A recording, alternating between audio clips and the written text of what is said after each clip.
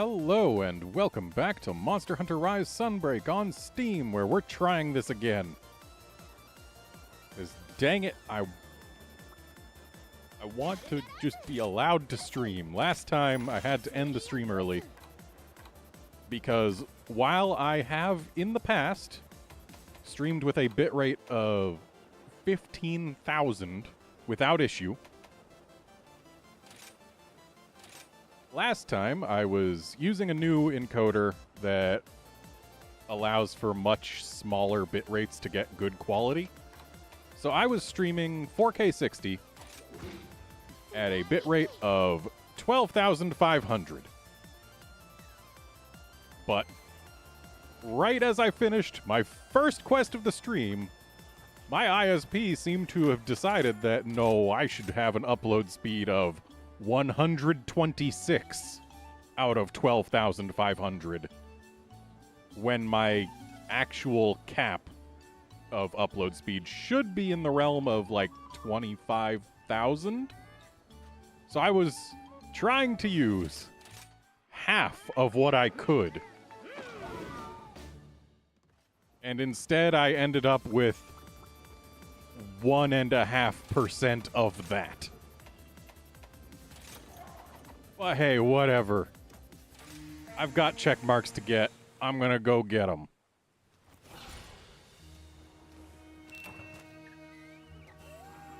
Oh, gold large Kush. And silver large Velkhana. I guess this is just a big monster quest. Also, just like last time, I am cheating and using the give me a free Rainbow Spearbird mod because it just saves time and makes gameplay more interesting for everyone involved. Audio fading in and out as I talk. Hang on a sec. Let's see if I can fix that.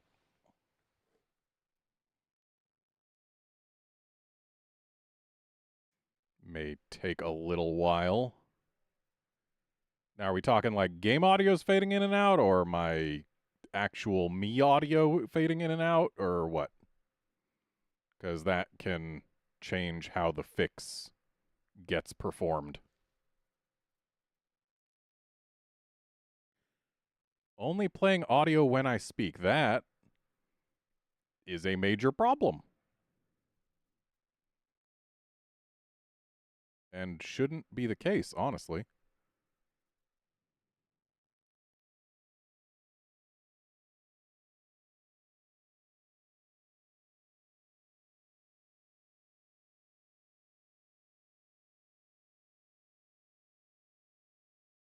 Okay, let's see if my audio settings can be modified in a way that helps.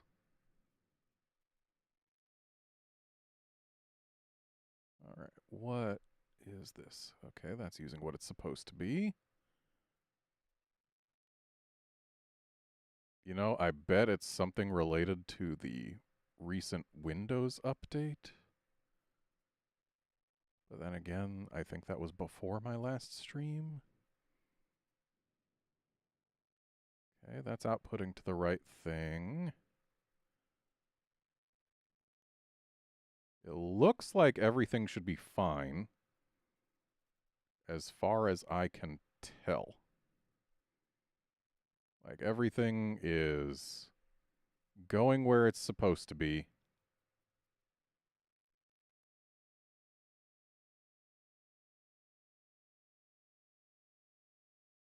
Everything is using the right devices.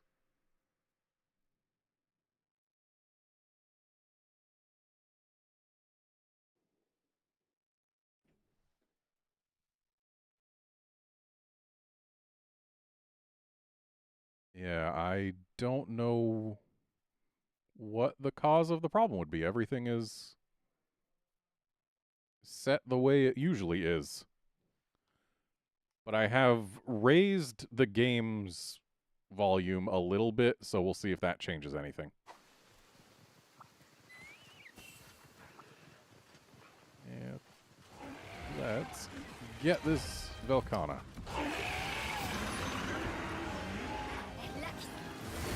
Hopefully things will be okay. Yeah, it's pretty clear that YouTube does not know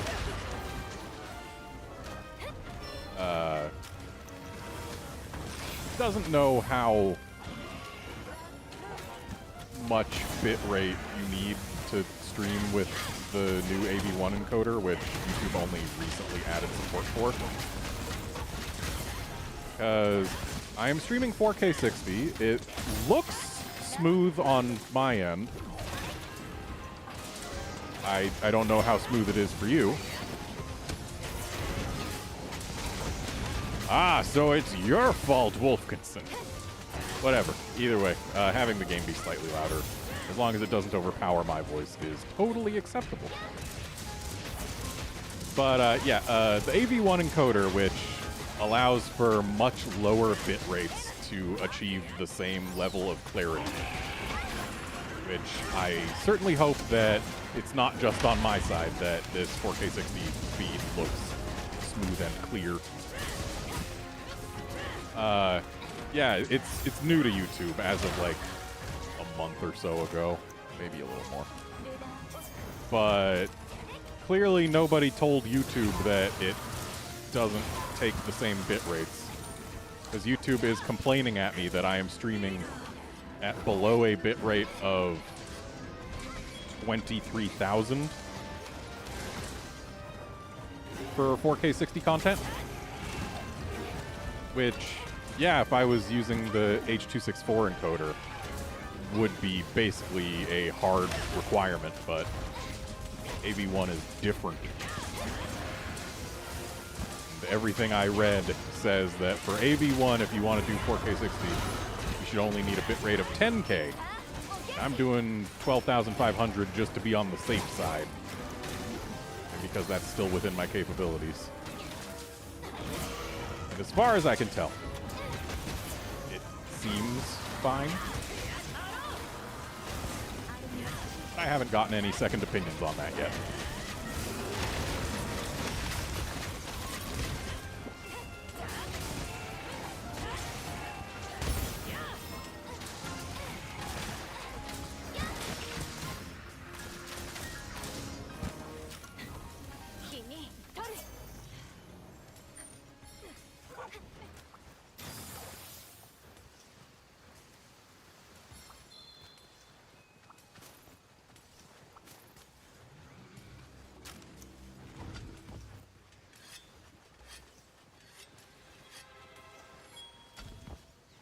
Of course, if my stream is visually an artifacty mess, then that's something that I'll have to deal with.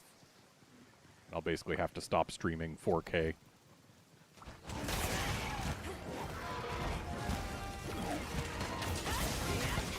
Like when I, for example, looked over parts of my last stream, it seemed clear. And my preview of this one seems clear. So yeah, everything seems fine.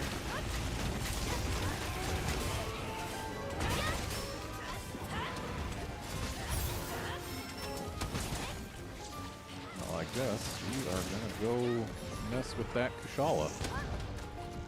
Have I ever ridden a Velkana? I can't recall a time where I have.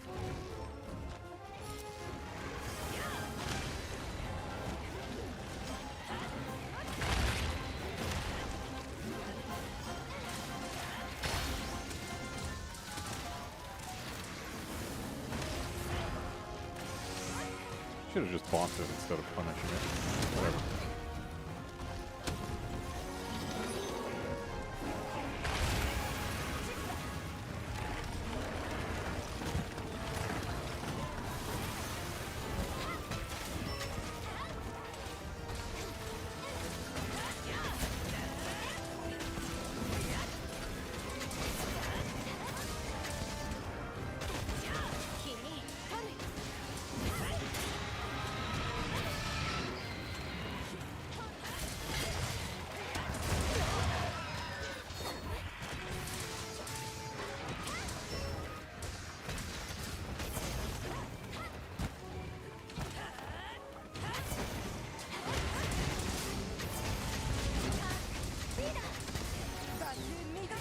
Indeed, there are not many opportunities to ride a Velkhana.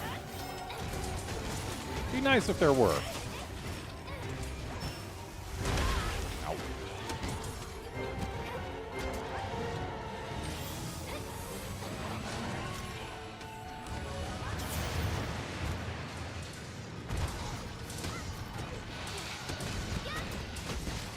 Just gonna try to get a mount on this guy as fast as I can.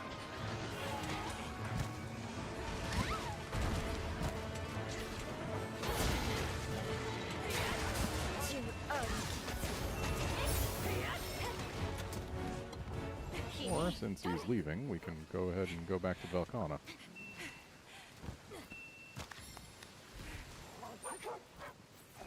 Actually, you know what? There's a puppet spider. I'm gonna go use that while I still can.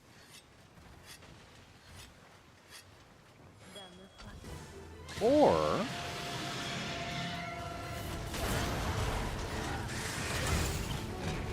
this guy's not the quest target, so he'll be easy to get onto.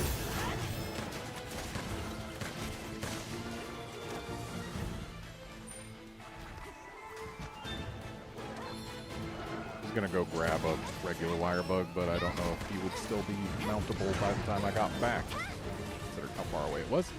So we're just gonna go bonk Velkhana with this guy, after hitting it a few times. No, we need to bonk the Kushala.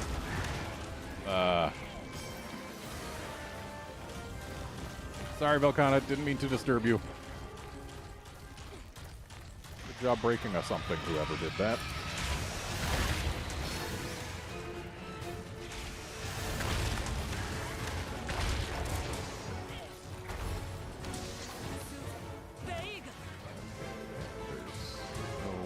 Yes, there is a wire bug here. Got it. And got the Kushala.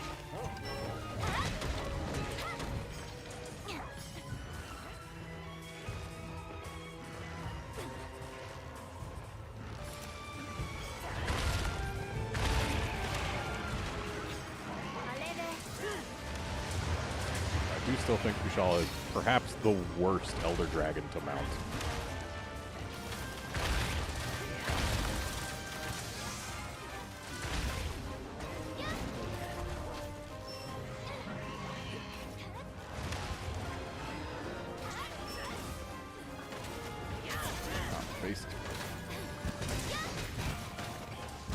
Out of your feet, I want your tail.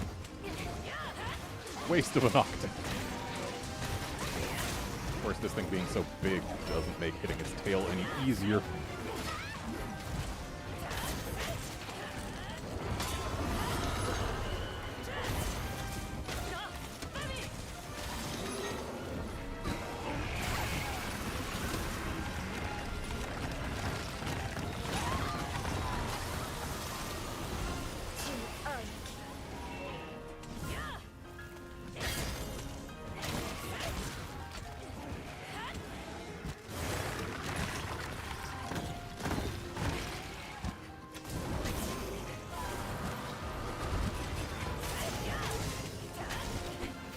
Also, the fact that they made it possible to zero-sum its back legs didn't make it easier to hit the tail either.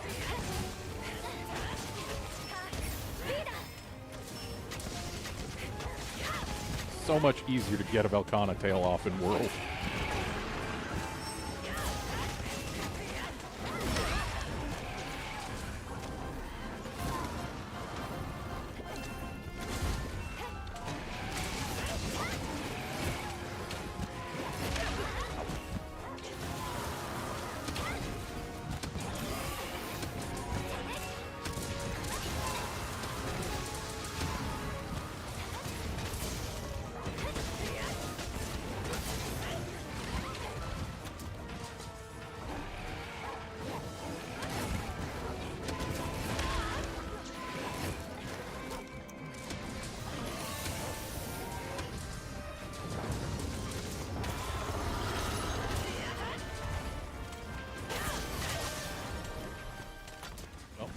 No tail for us.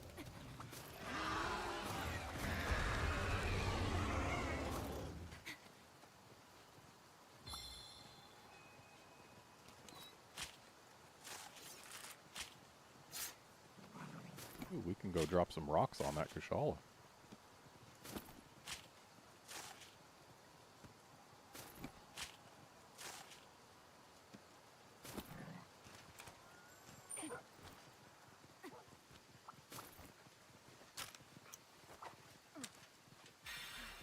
Never mind. While I wasn't looking, it left. Shame, I would have liked to drop rocks on it.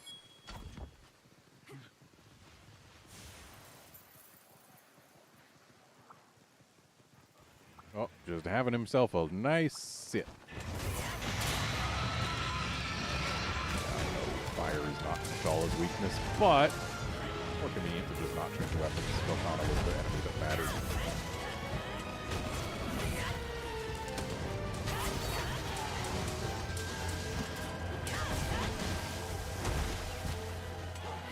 If that was a risen Kushala, I would have taken that hit.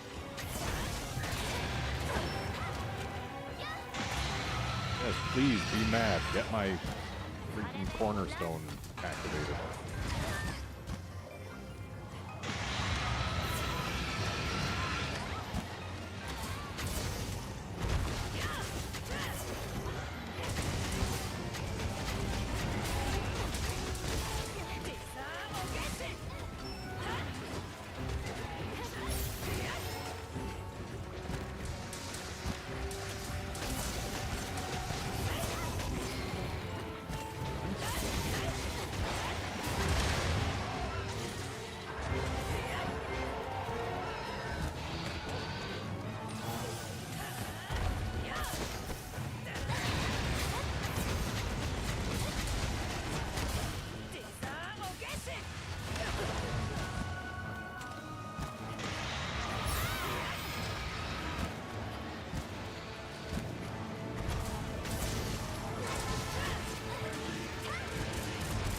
Nice.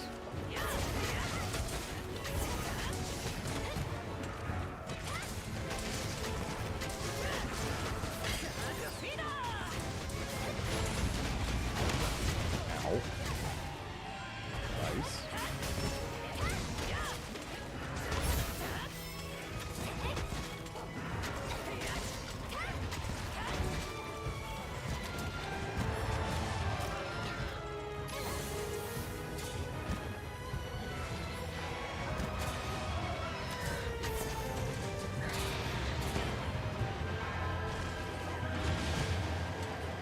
I really do wish that having Kushala here intensified the rain, like it did in ye olden days.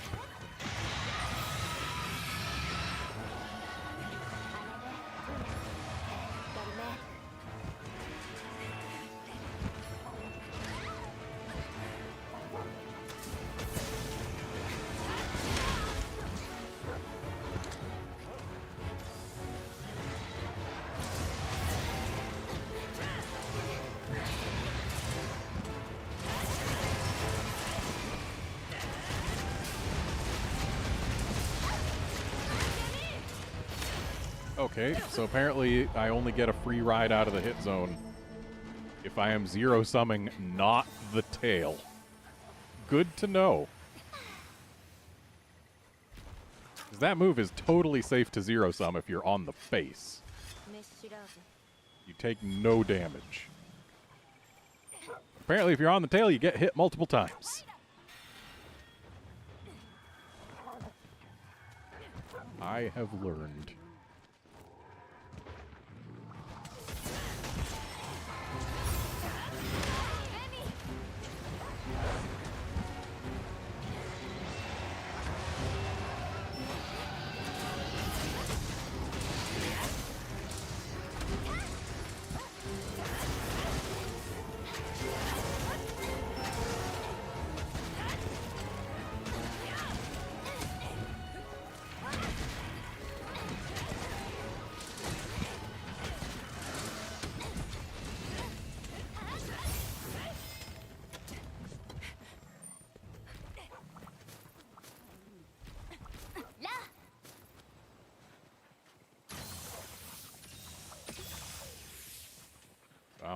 Kushal is just going all the way away, huh?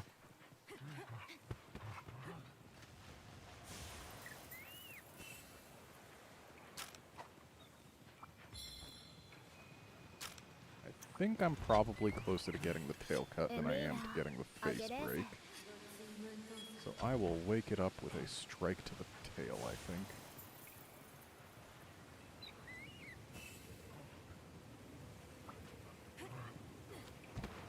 It almost looks like a rusted Kushala in this light.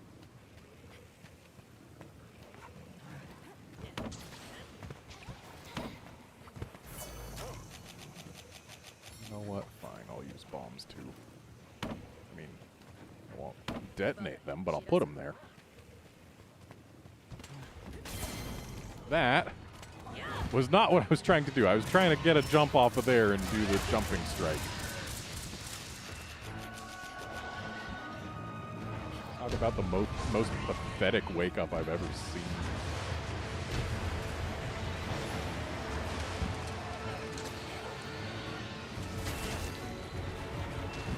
Well, got the tail.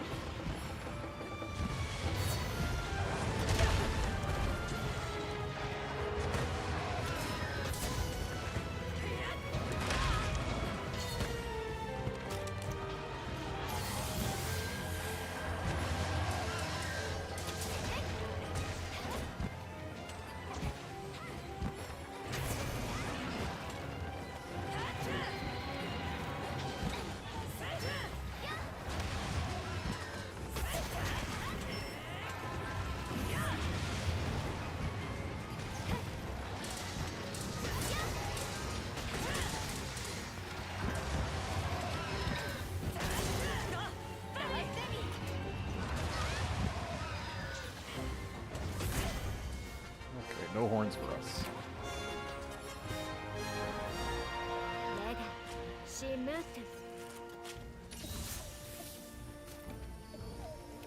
See that timer in the top left? That is part of why I am so comfortable using the Rainbow Spear Bird mod. Because in order for the time we save not grabbing Spear Birds to make there be any risk of failing this quest, we'd have to get down to at least the final 10 minutes. And we're nowhere near that, which means that the mod just saves time. It does not make the quest easier.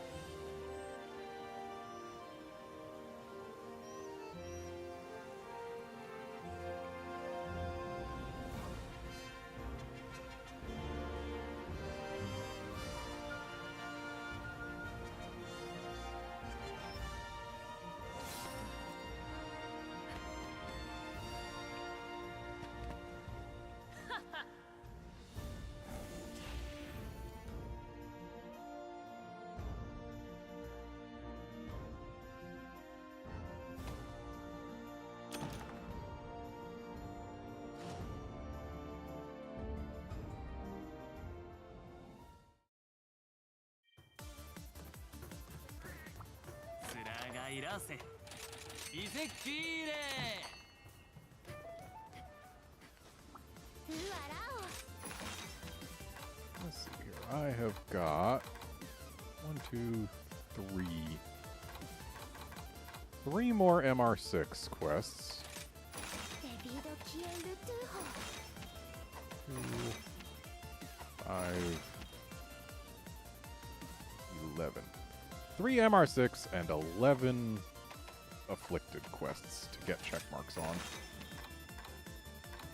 Gonna finish the MR6 though, because I kinda like the idea of having a red check mark on all the non-afflicted quests, and it's so close. And with Teo and Seething Basil, we can safely use an ice weapon.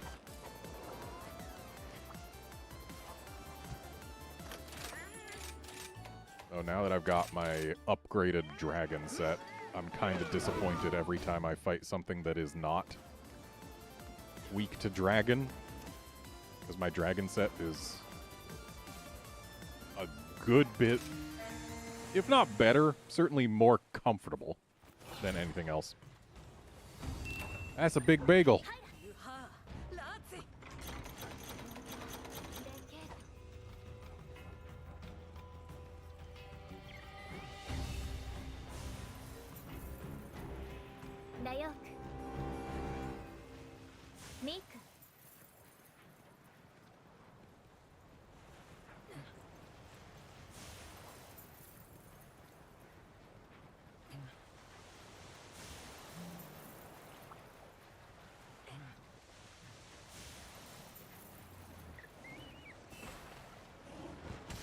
It is a big bagel.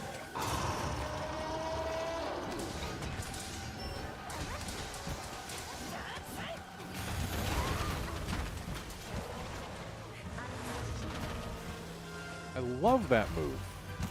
Like, it's an interesting attack with a very fun animation.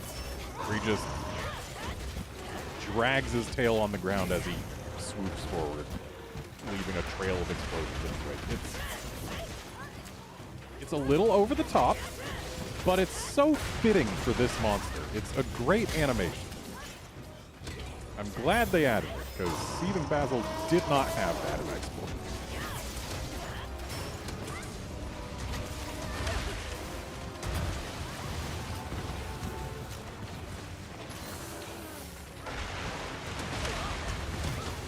This thing's too big. I can't just run to the side to avoid that.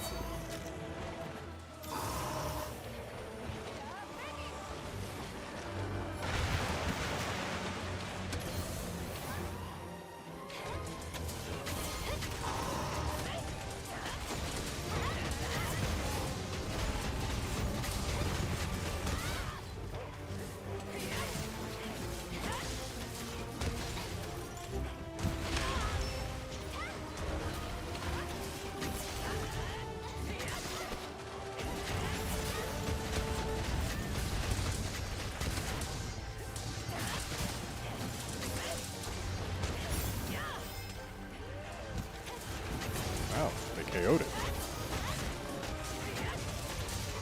Good job, Minoto, I guess.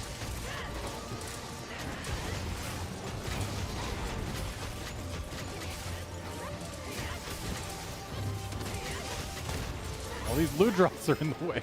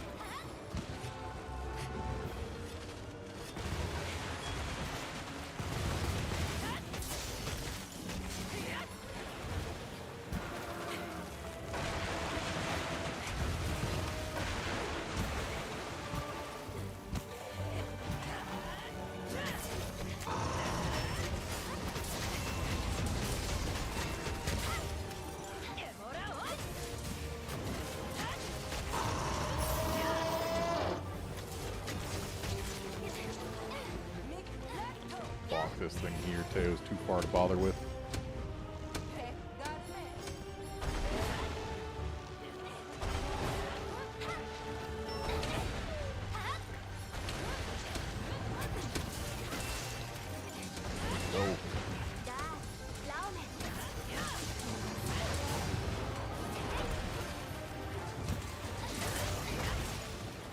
down. Cut his tail off a moment too soon, I guess.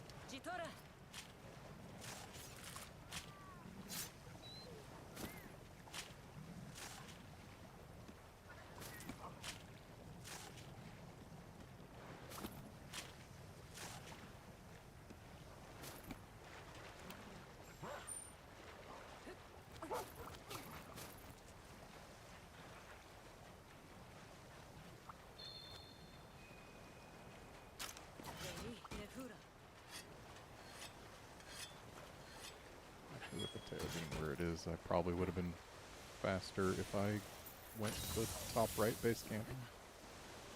But whatever.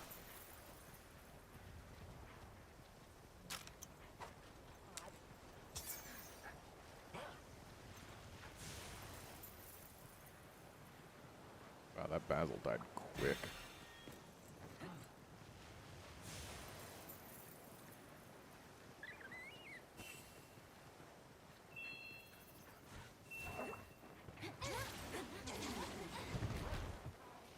Mind if I do? Nothing wrong with free bonus rewards.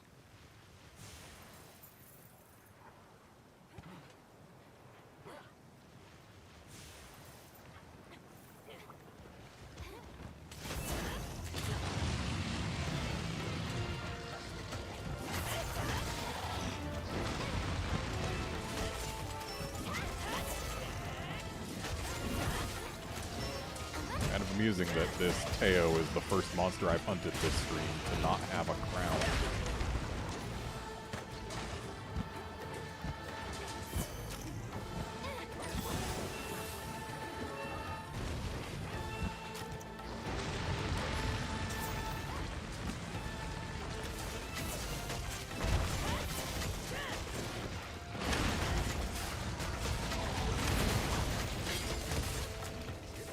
Yeah, Basil hit zones are incredibly juicy.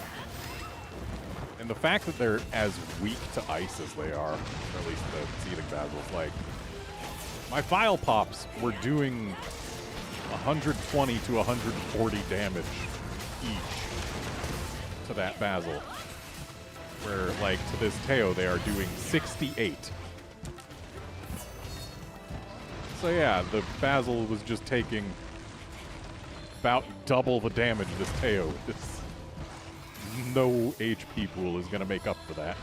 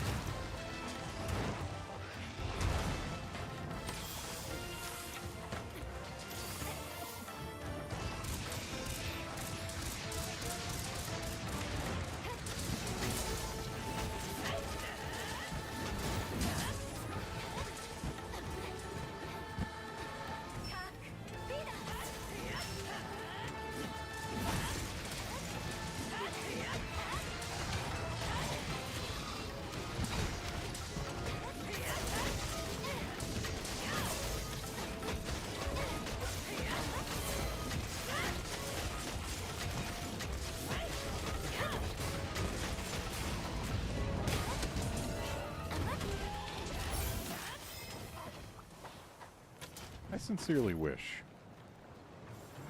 that I had a better Switch X to use for my ice set than the Lagombi one.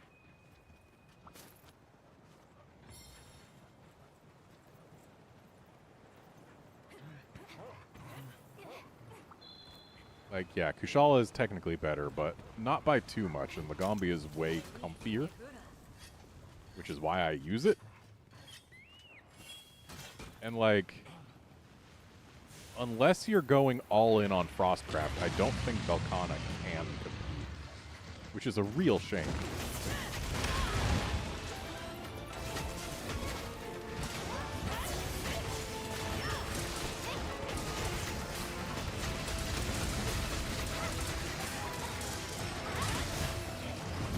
Then again, ice and water weapons in a Monster Hunter game do not have many options. News at 11.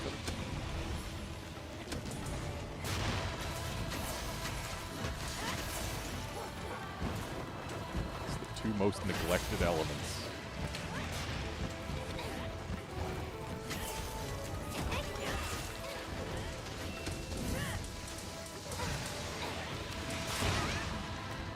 That's why we need swimming back. It's an excuse to give us water monsters.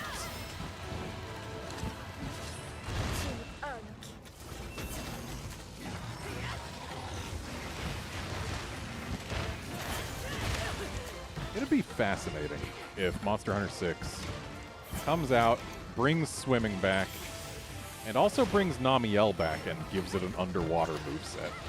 Because, like, it already does look like a sea creature. What if they bring it back and let it swim?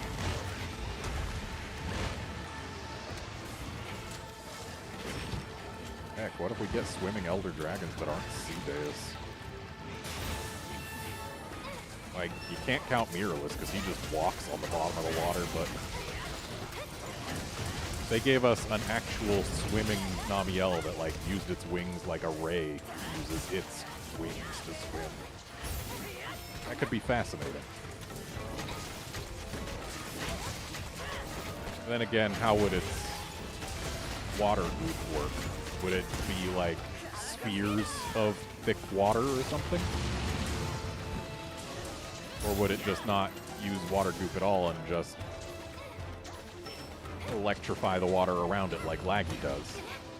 That's also an option. You know what? Never mind. The game says no. He's gonna take him into Area 14 and bonk him on the lava vent. But getting this thing turned around in here without jumping down is agony. And considering the tail is still in here and still needs carving, even though I don't need Deo parts at all, I wasn't about to leave if I didn't have to. Or if I didn't. Or if wasn't about to spend extra effort to leave. There we go. That's the thing that I was doing.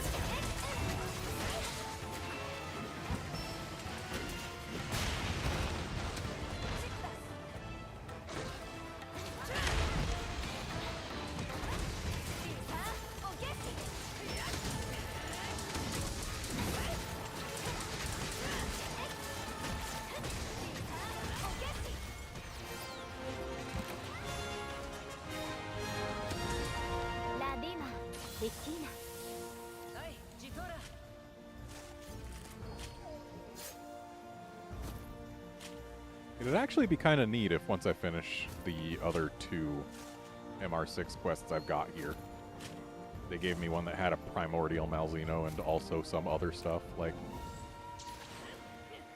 yeah, if they did This Is the Last Quest that was like, here, have Primordial Malzeno and Velkhana and Lucent Narga and Violet Mizutsune all in one quest. That'd be a heck of a quest. Heck, also throw Flaming Espinas in. Make it a nice round 5 monster quest with only title update monsters.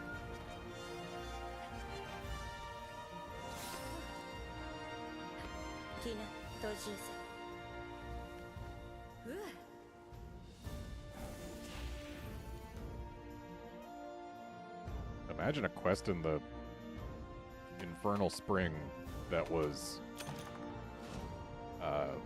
Primordial Malzeno, Violet Mizutsune, Velkhana, and Amatsu. That would be a heck of a quest.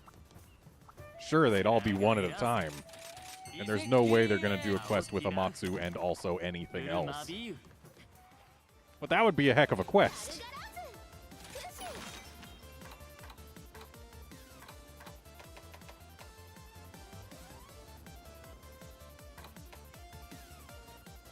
On the subject of Violet Mizutsune,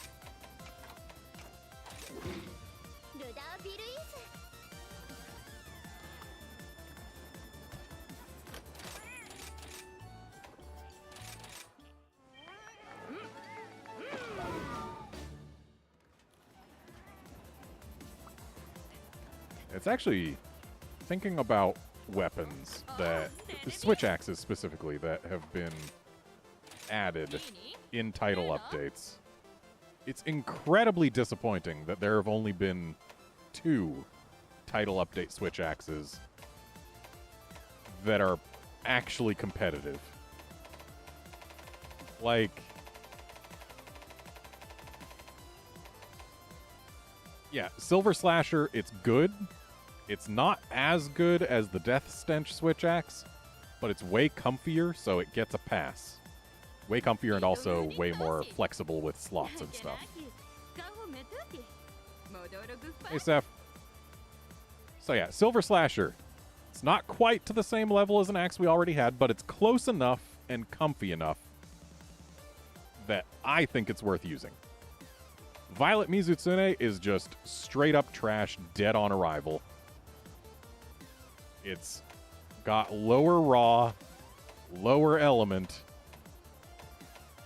and oh boy, it's got 10% affinity, which switch axes don't benefit that much from, and sure, its slots are decent, but they don't make up for everything else that's bad about it. And yeah, sure, it's got a lot of purple, but this is a game with protective polish. It's a bad weapon. It's disappointing. Silver Rathalos is a side grade from Magmadron. I wouldn't say it's better, I wouldn't say it's worse. It's pretty much right on par.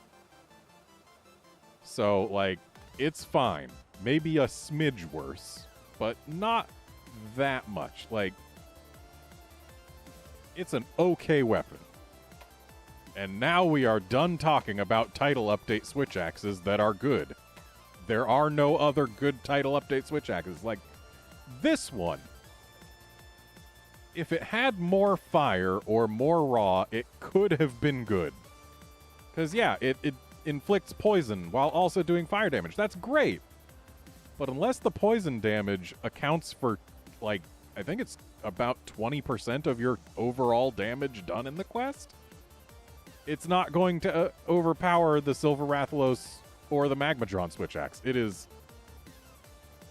had so much potential, but it spent too much of its budget on that poison.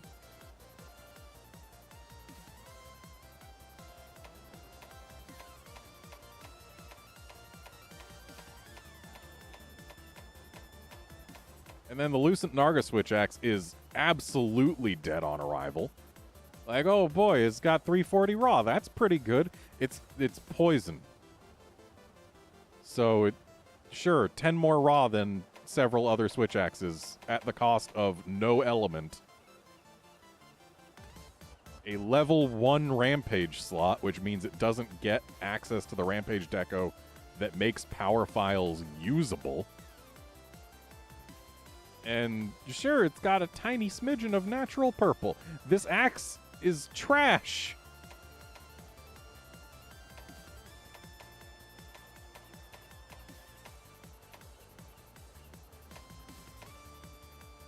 And then this axe right here, yeah, it's got a neat gimmick, but its gimmick is affinity, which again, switch axes don't benefit that much from. It's a power file, and like, yeah, it's got decent raw, but it doesn't make up for the fact that it's a power file. A power file without a level 3 rampage slot.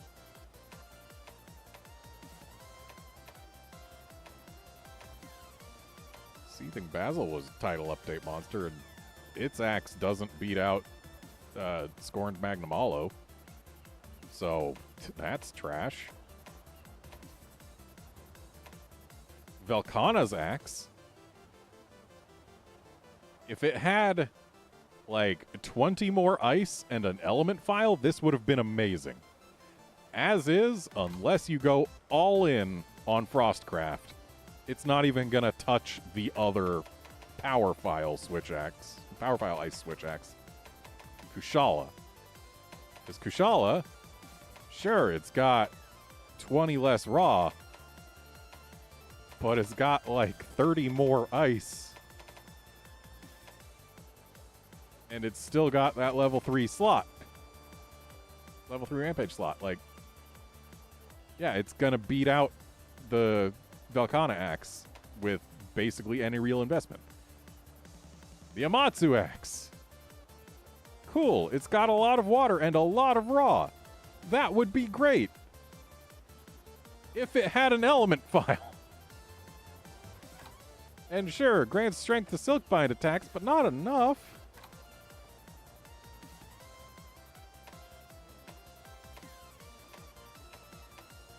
So yeah, we have had exactly 3 usable, or no, only 2. 2 usable Switch axes added to the game post-launch. It's so disappointing.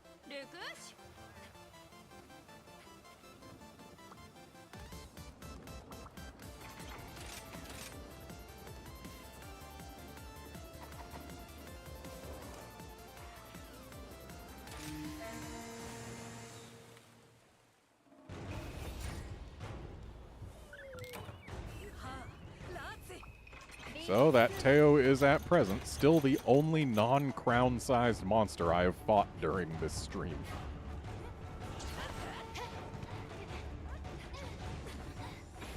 Should have sharpened before coming down here.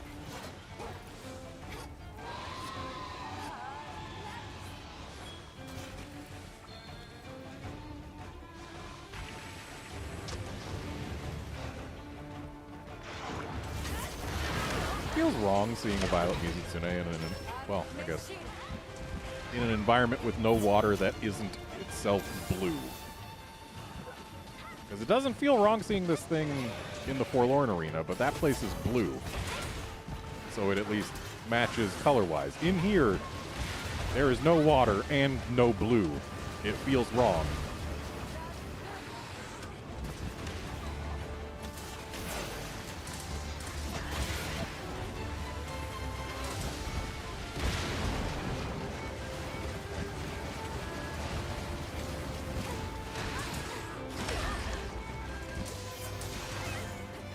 I guess the Gold Rathian Switch Axe was also a title update Switch Axe, huh? It's so bad that I skipped right over it.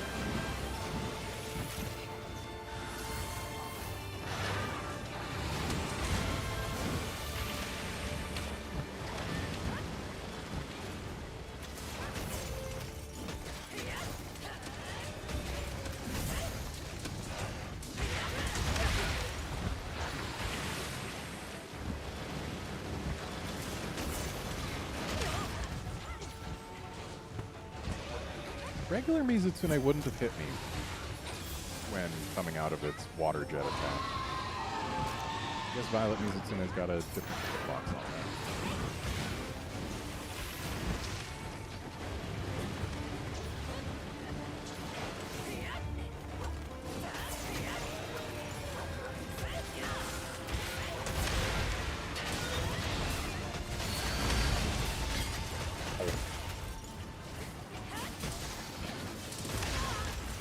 Excuse me.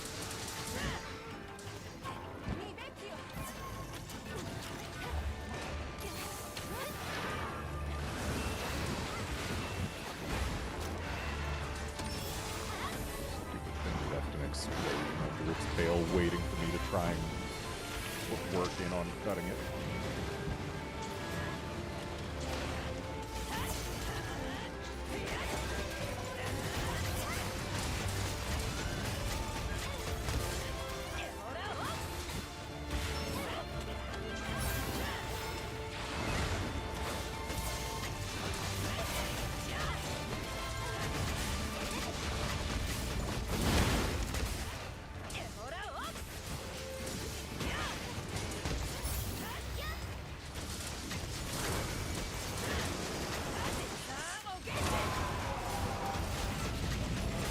Still love how Mizutsune's theme replaces the theme of wherever it is once it enters this mode.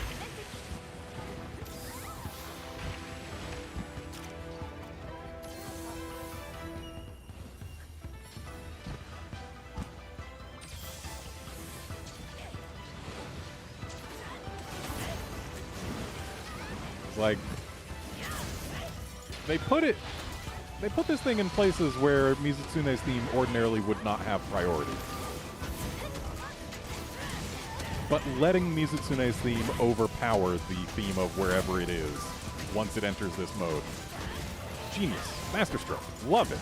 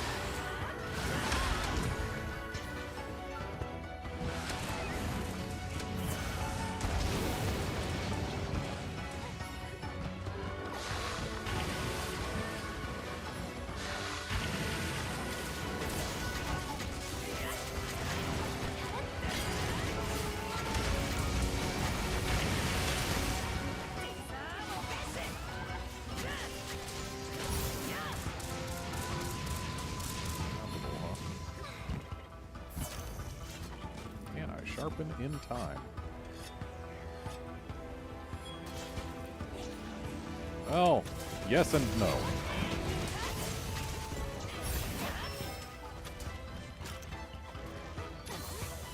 Oh, good. She actually knows how to do single wall bonks. Oh, and she's even got the bonus wire bug that I got. Nice.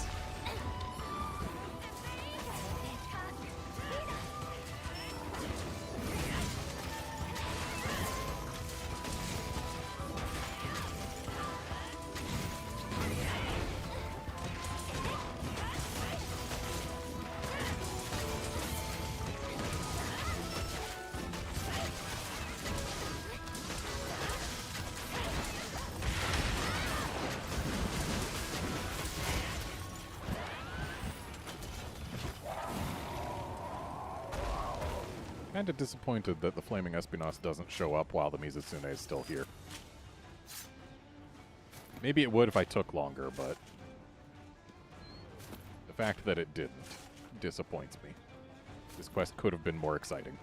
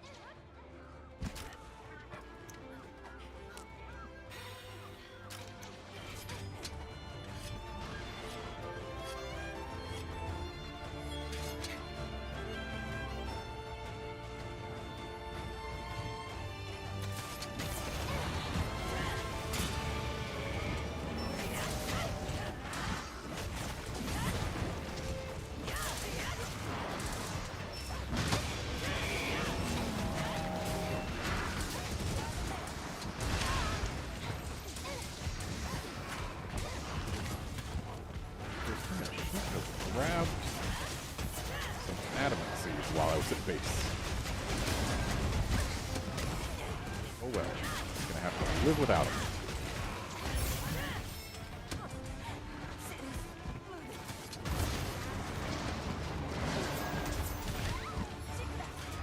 I guess my cat keeps putting these down. I'll be fine. Right, he comes back.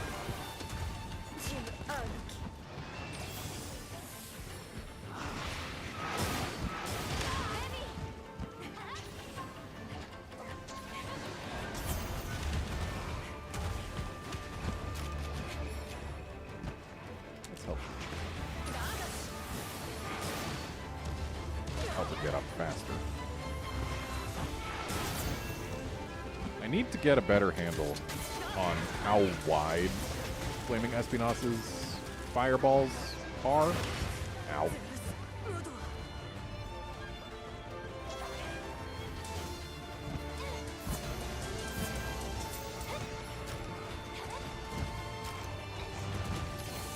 also the angle at which it shoots out its 3. Oh, there.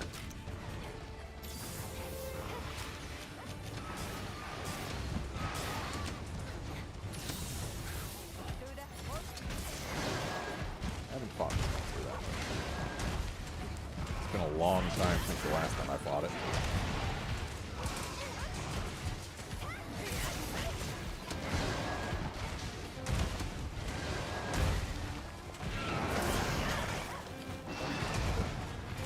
Stop running out of stamina.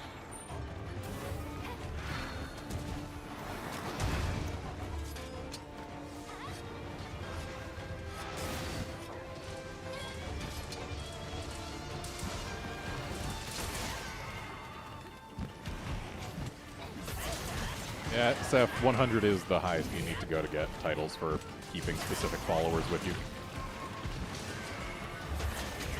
That is why I'm using Luchika right now, instead of using Hinoa. I would be using Hinoa and Gallius. They're a great team for just keeping you alive. But I've already got both of them to 100. I do not have Luchika and Minoto to 100 yet. And Luchika is not the biggest fan of her. Like, she can help. The fact that you need to babysit her more than the rest is not my favorite.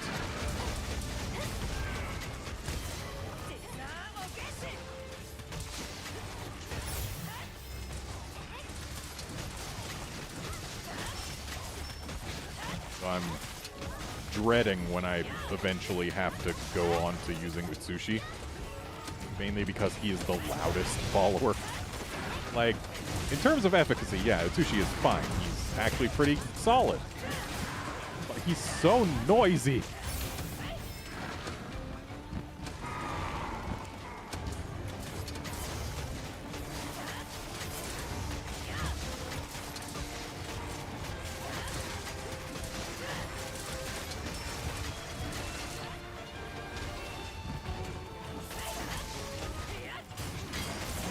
Broken all but the back, which I'm not likely to get in a multi-monster quest.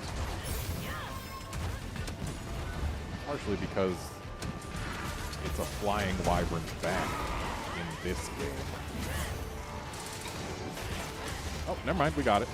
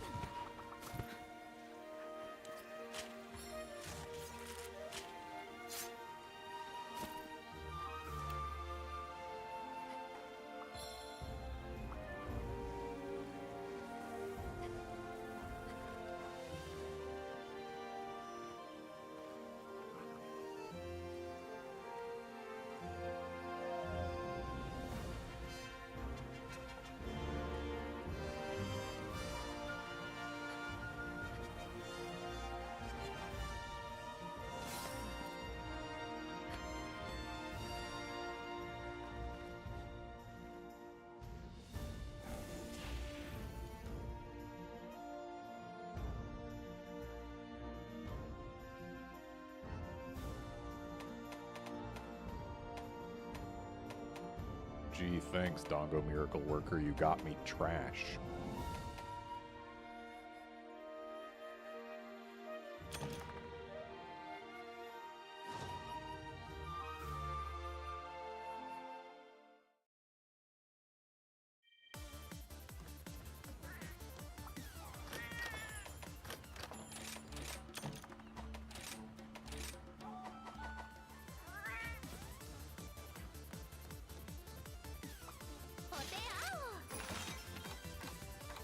Alright, just one more MR6 quest left, unless there is a secret final one that unlocks.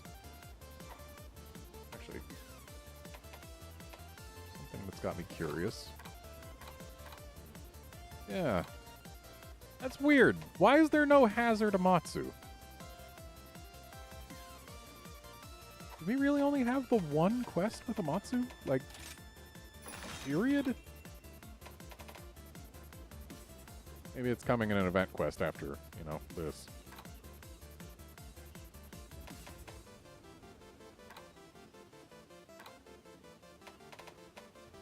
Kind of weird that we've only got 2 hazard quests in the non-events. Like, why specifically these 2? Like,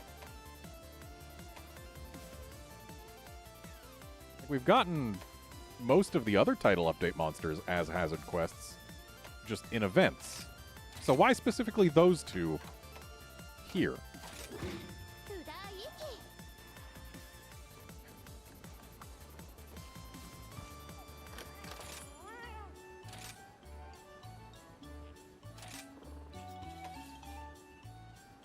I doubt I'm going to need insurance for this quest, but it's available, so I'm going to take it.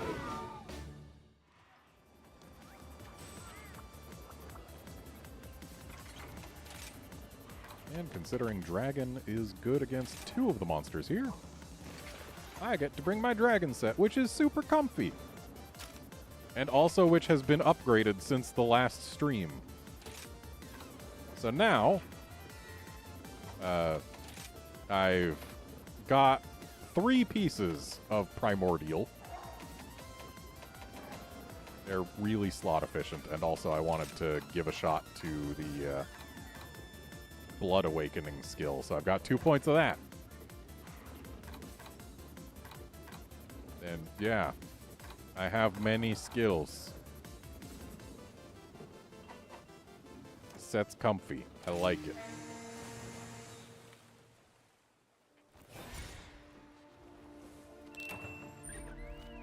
Gold Large Rajang. Oh, that's right. Rajang is immune to Dragon. I guess we do him last.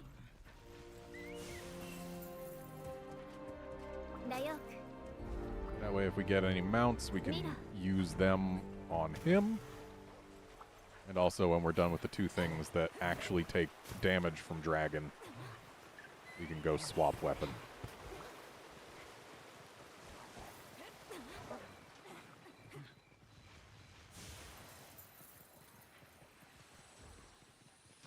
And since Malzeno's right here, hello, Malzeno.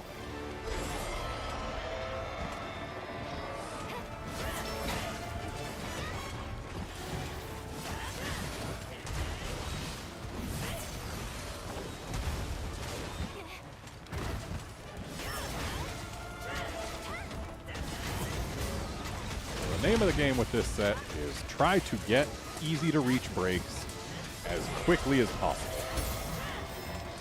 Because once I've got them, I basically graduate from needing to use potions.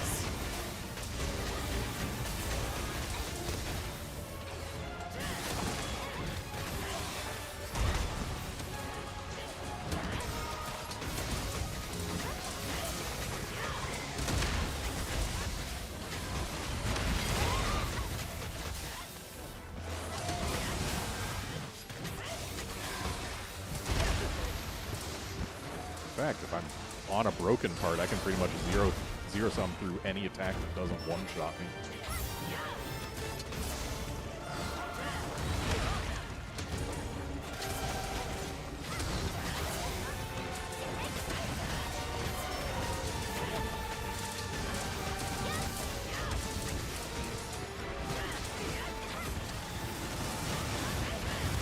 I have no idea how much damage Blood Awakening adds. I haven't even attempted to figure it out, honestly. But assuming that it's at all meaningful, then, well, that's pretty neat.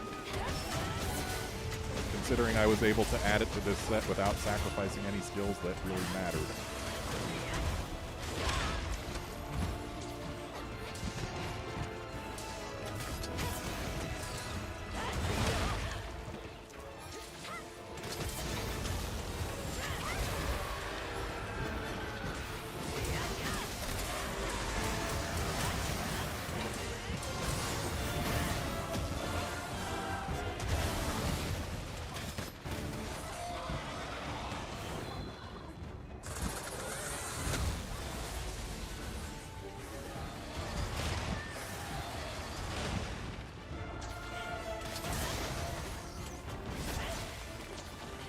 guess it's time to go use this Malzeno against a monkey.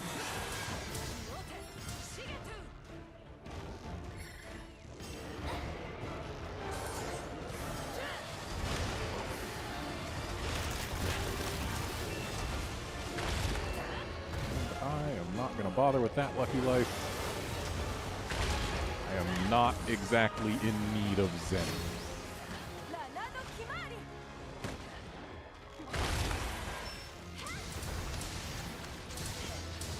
And simply because Rajang does lots and lots of damage as a mount, there's no reason to basically ever not use a Rajang that is given to you.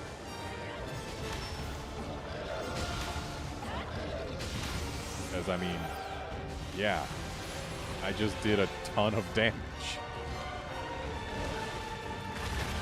Rajang is basically delete 20% of the monster you're fighting's health of the ride. Maybe like 15%, but still, it's huge.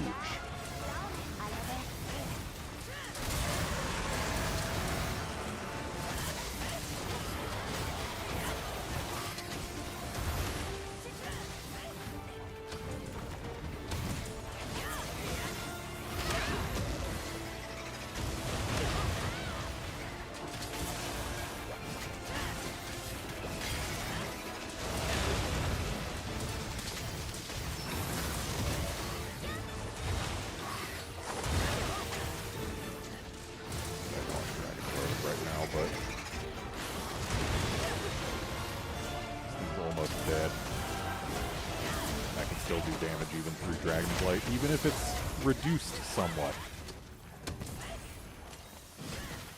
Aw. Bloodright doesn't work on broken parts of monsters that are dead. I'm not surprised by this, but now I know.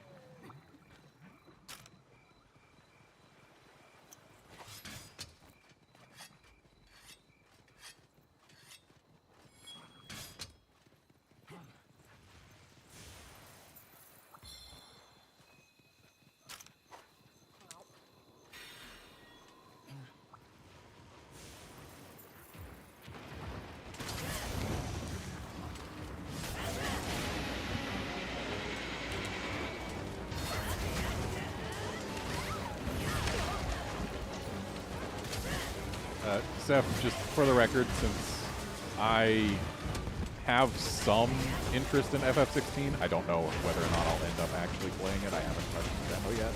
But I have some interest in it, so if you could refrain from talking about it in here, that would be appreciated. But as far as real-time lore in games goes, while I do appreciate it at times, depending on what you mean, like if it's characters talking while you're traversing or whatever. Like, yeah, it can be nice to basically keep the game's pace up while also giving you info. But there's also the fact that when games do that, there's two major pitfalls that they need to try to avoid. One is that if they are feeding you that lore while you're trying to do other things or paying attention to other stuff, then chances are good that the lore will just go in one ear and out the other. And then the other pitfall is if it's the type of game where they haven't timed everything out to the point where you cannot get to the next dialogue trigger before the current one is finished, then you can end up having it get interrupted by just moving forward, which is, it bothers me every time that happens in a game.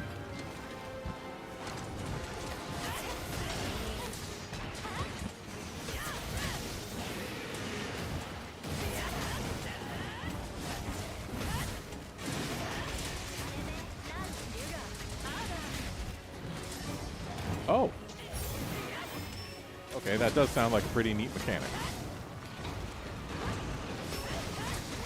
Certainly better than Mass Effect's, hey, here's a giant glossary of terms and conditions and giant glossary of terms and history and stuff. Go ahead and read it.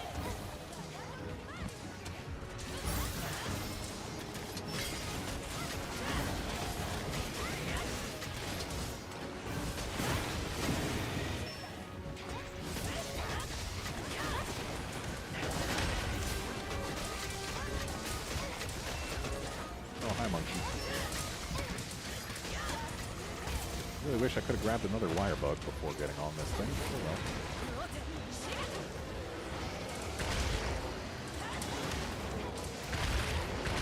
So there is no way this monkey is rideable again yet.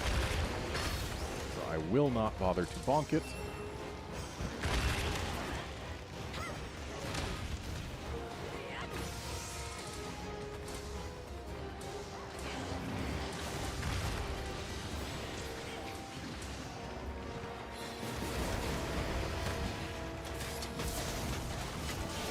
Sure, this monkey takes no dragon damage, but it does take raw damage, which means I can still hit this soft face a little bit.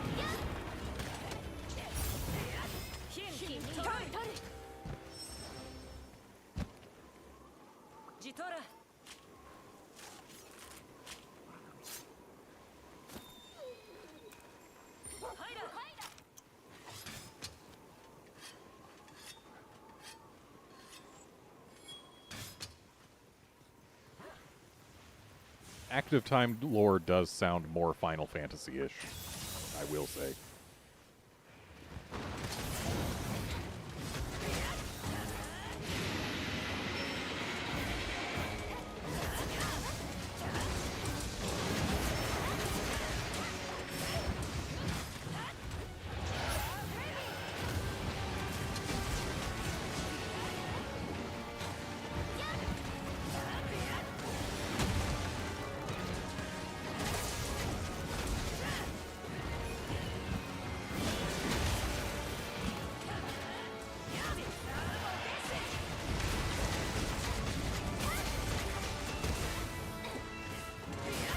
I was worried that this guy wasn't going to enter this mode before dying, and that I wouldn't get to break those feelers.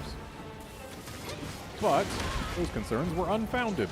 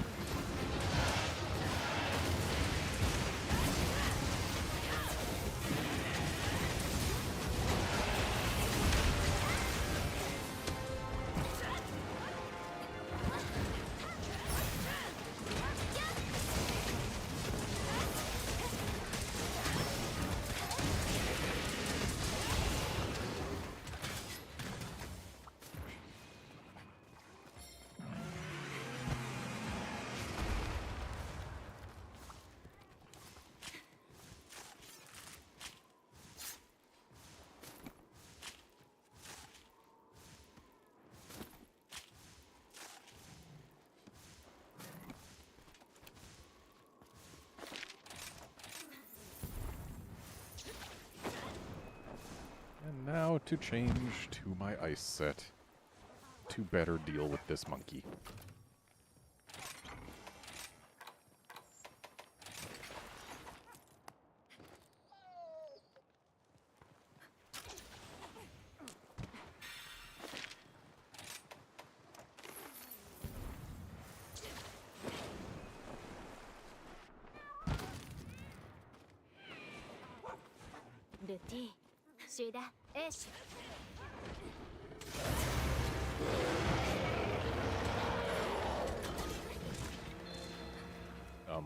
Okay, bye.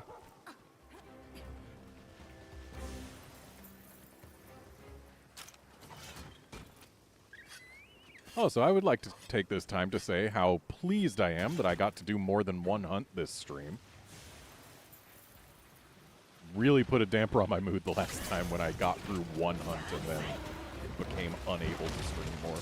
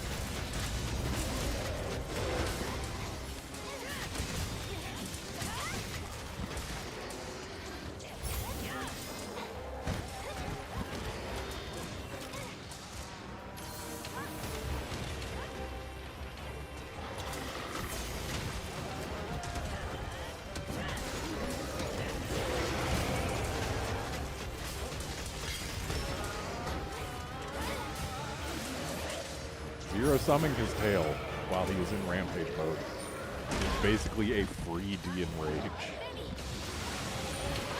Simply because of how much more damage his tail takes when he is in Rampage mode. And how much damage I can deal with a Zero Sum using this thing.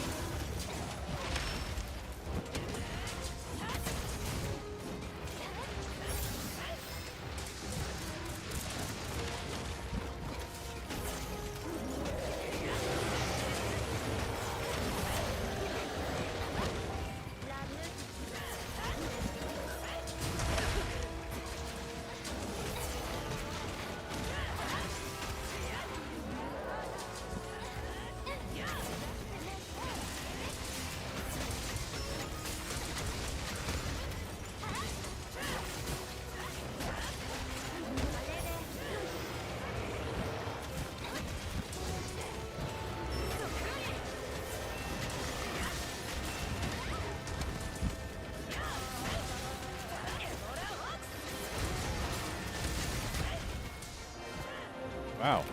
I already had a gold large monkey, but I guess that was gold larger. Nice.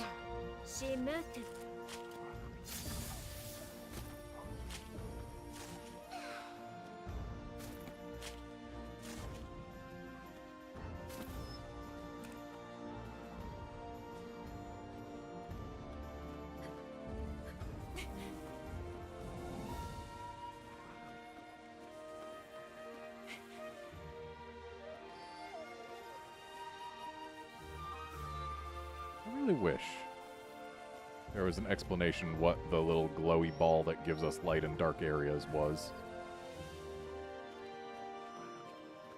It's like, yeah, I get they can't give us a flashlight in this game, but it's just a little glowy ball of flame. What is it? It's probably some kind of bug, but at least give us a name for us. Give us a name for it. And show us where it lives when it's not out.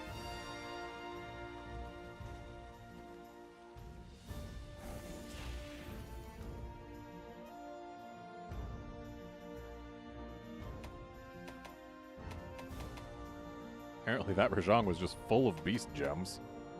And we got a bloodstone.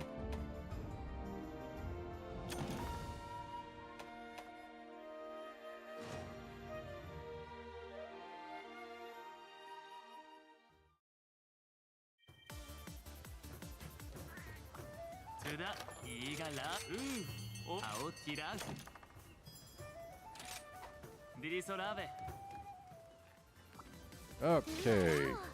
There are no additional MR6 quests.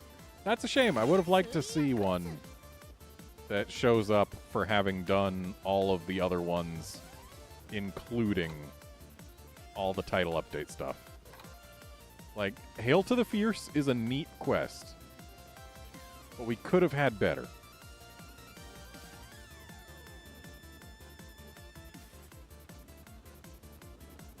So it is kind of fun that Hail to the Fierce has all the monsters from the portable games G-Rank expansions. All the flagships from them.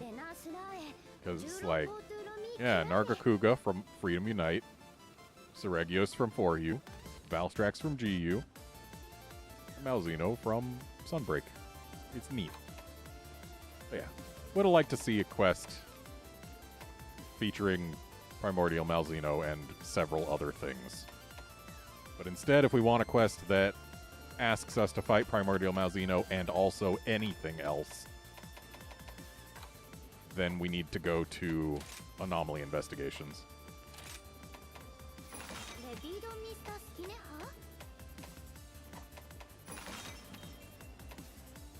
You know, I've only done one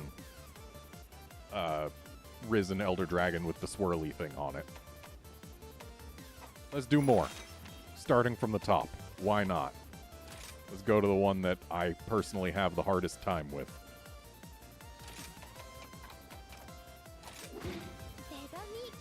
We'll see how swirly it really is.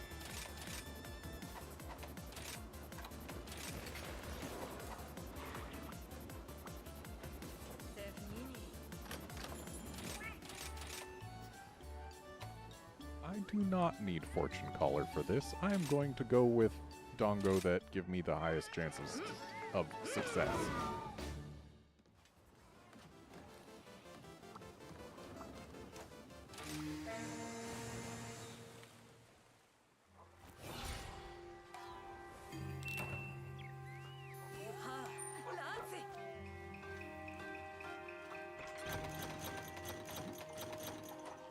Okay, so the Valstrax started as far from here as it could possibly be.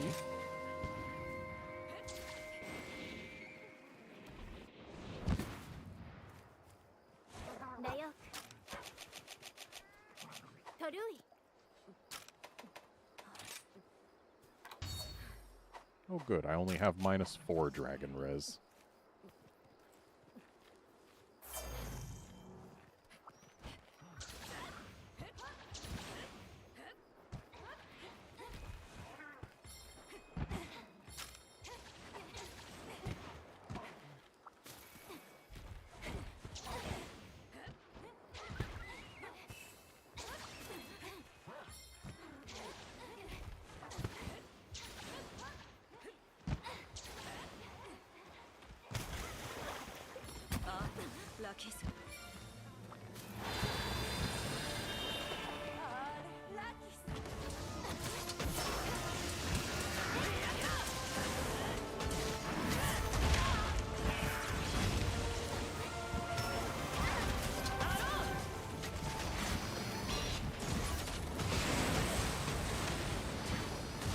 Shame Valstrax is immune specifically to Dragon. Then I'd be able to have an easier time with this quest by using a comfier set. I don't know how difficult this quest is going to end up being, but Risen Valstrax has traditionally given me some trouble.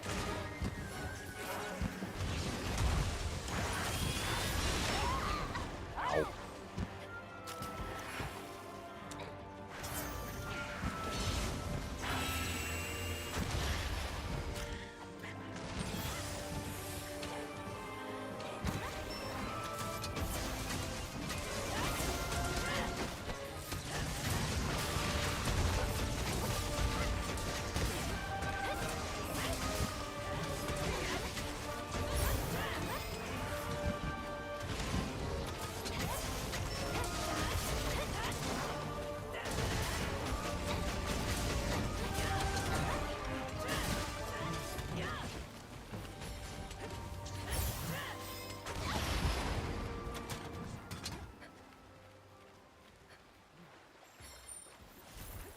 Guess he didn't want to stick around here.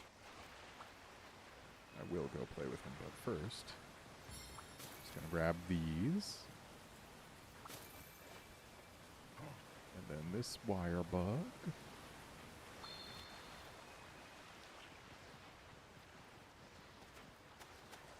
I've heard that getting colored wire bugs increases your wire bug recovery rate. I don't know how true that is. There's no reason not to grab that one. Oh, hi, monkey. Well, now there's even more reason to have grabbed that one. Now we get a stronger mounted Punisher from this monkey.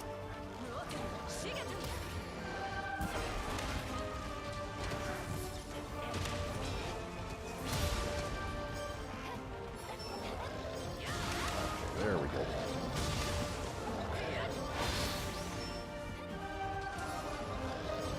Valstrax has less HP than the Malzeno did in the last quest.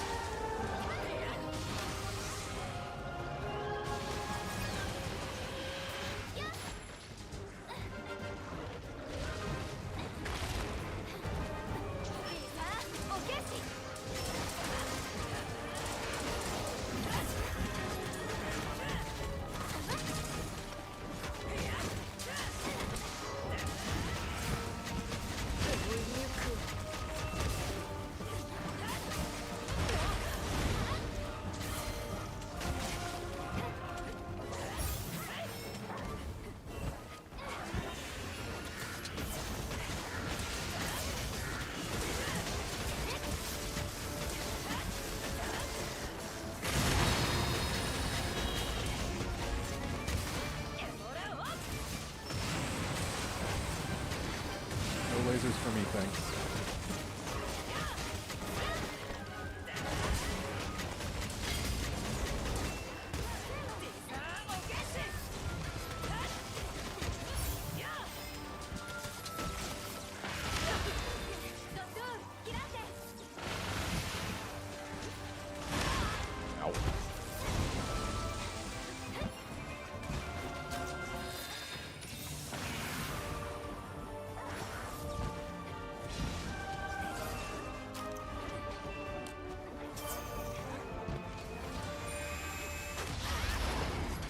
Up he goes. I still love this attack. Risen Crimson Glow Valstrax's ambush is great.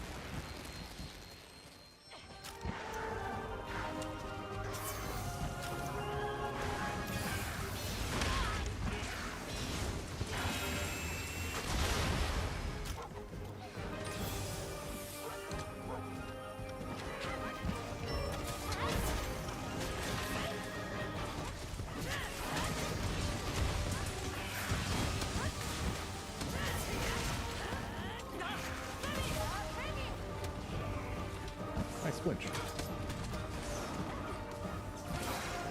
Not attempting to dive there.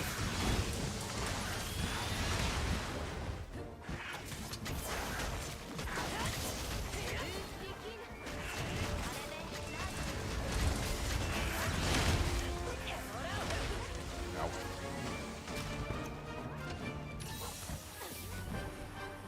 Well, we got good use out of that brew here.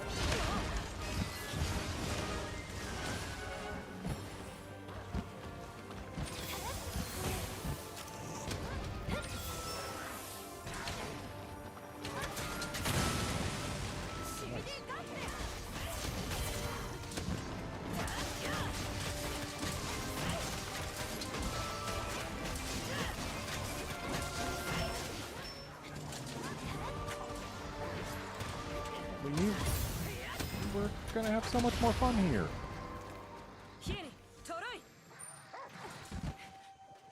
More specifically, I wanted to mount you while you were here so that I could take advantage of those lightning bugs.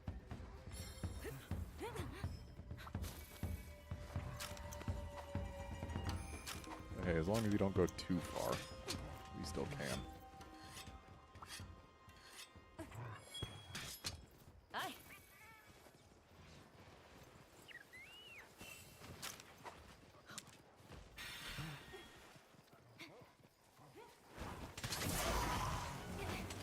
Wow, Bnahabra paralyzed another Bnahabra. Not even a Bnahabra is safe from the Bnahabra menace.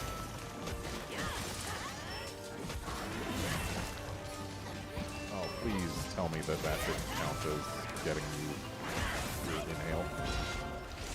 I want to see you do that again so that I can break your stupid chest. Good. I was not positioned well for that. Ow.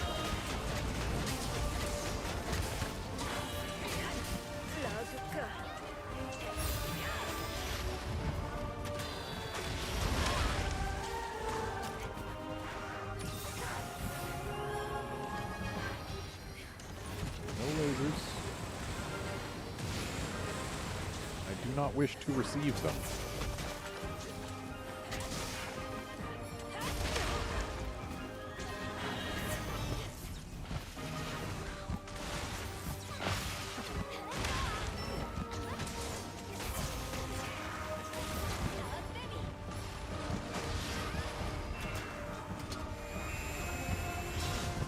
The fact that... Ow.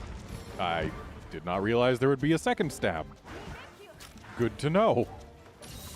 I guess that's what being swirly gets you.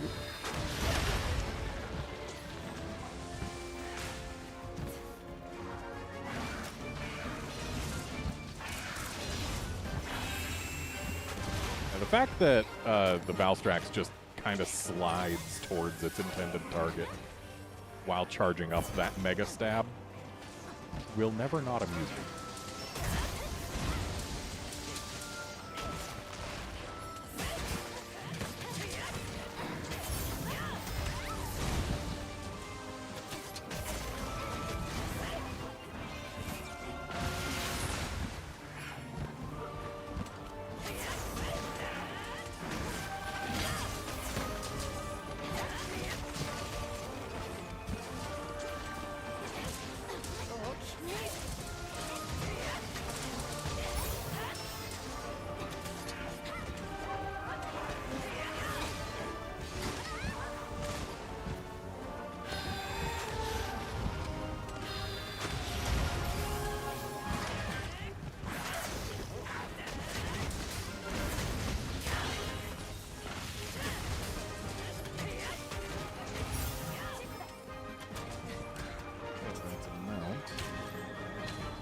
this.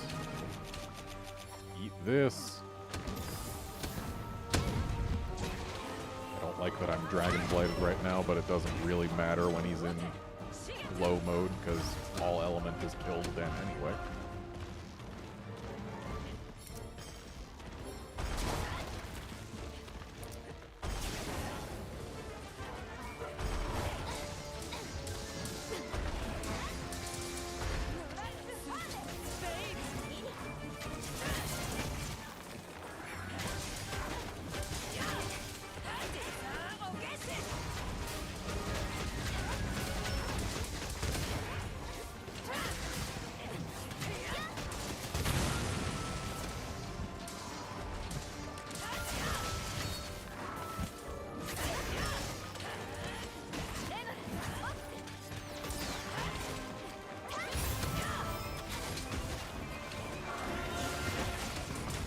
Got the chest.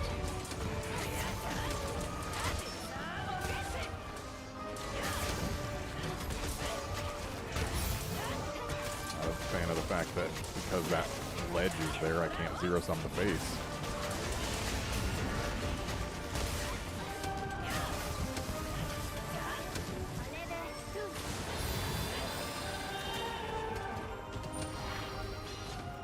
No laser, please. I didn't have enough room. I was trying to turn, but dogs don't turn fast enough.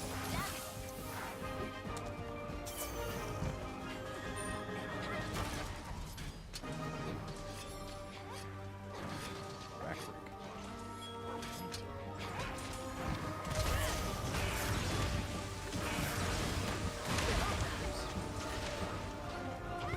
Stepped on that one.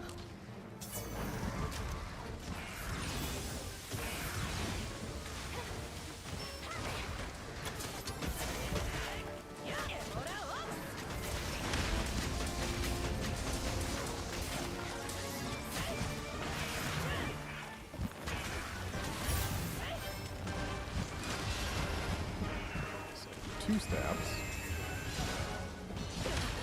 Second stab, not immediately after the first. Also, that one hit my Moxie.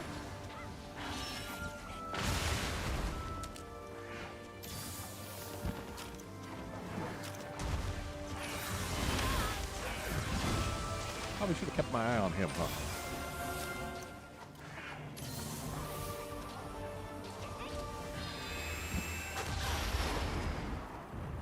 Second ambush. Not often you get that.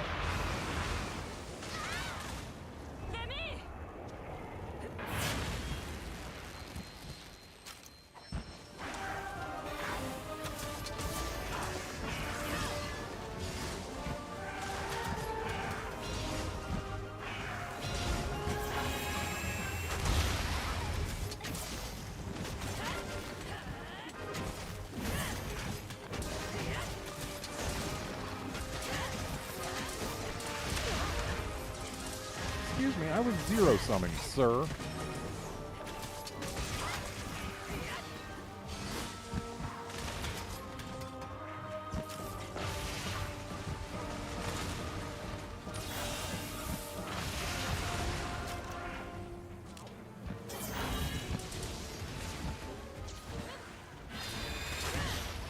I hate it when attacks can knock me out of a zero sum. So few of them can. It just feels wrong every time it happens.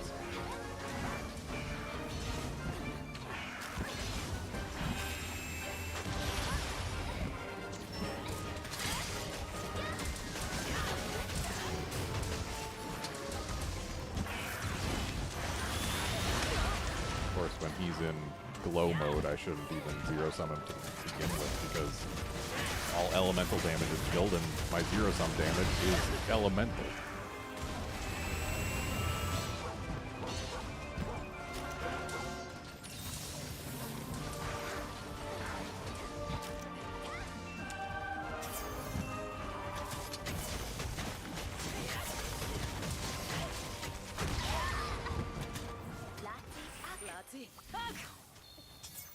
He's right back where he started, but since he is almost dead, I'm going to take a quick detour.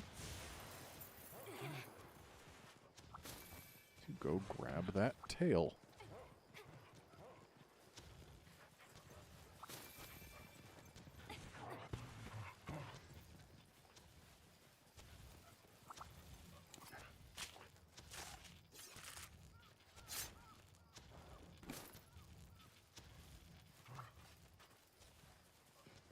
Yeah, Wolfkinson, that's just how it goes. Sometimes you gotta get fed up and go do something else in order to make the game realize that it has to give you your rare drop in order to keep you.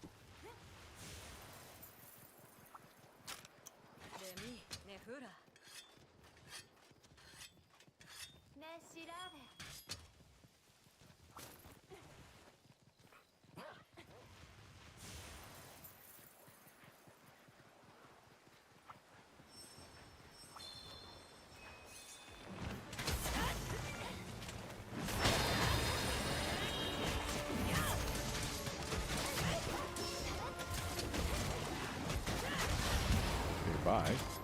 Right back to where we just were. Is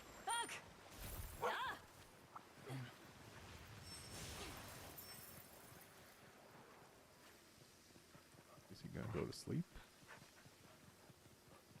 Not with us here.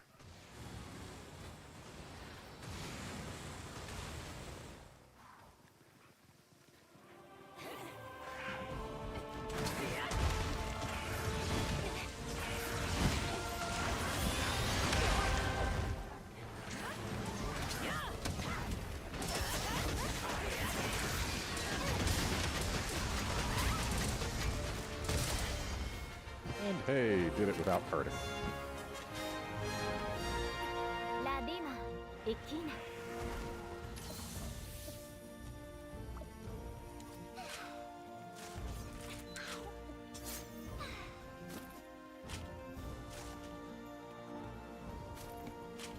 Thick blood. That means this is relatively high level. Wonder what level the game considers it. Probably 240. Maybe 221 or something. I don't remember what level thick blood becomes available. Probably 221. Even though this one's swirly, and swirly doesn't happen until later as far as I can tell. We'll figure out what level it gives us when it actually gives us.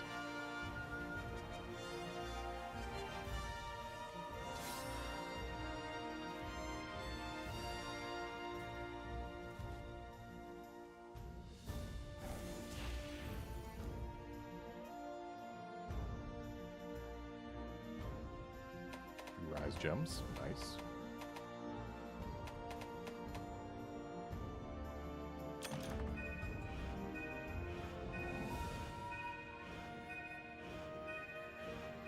Don't like seeing that minus 50% adjustment. Don't like it at all. Gave us a 243 quest. Which means this probably counted as... Well, no, it had to have counted as even lower than 240 because the adjustment. But the fact that it gave us a 243 means that it must have, at least for the purposes of awarding quests, it probably counted as a 241, huh? But minus 50% I think is like 221. Could be wrong there, but I still don't think there should ever be a negative multiplier. I think there should be a positive multiplier for doing higher level stuff, not a negative multiplier for doing low level stuff. Just because human psychology works like that. But, yeah.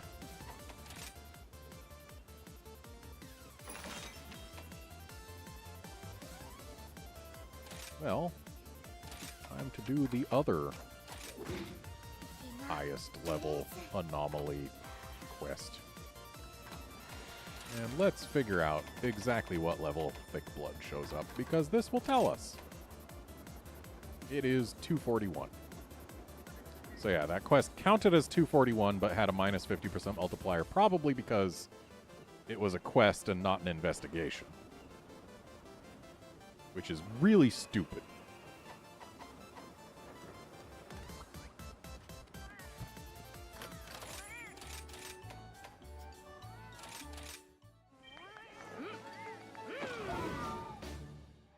So Riz and Shigaru I tend to have a much easier time with, because, in my opinion, it is an easier hunt, and also I have a much comfier weapon to use against it.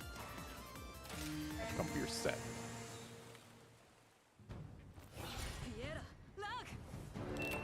Silver large. With a silver large basil also here, just for funsies.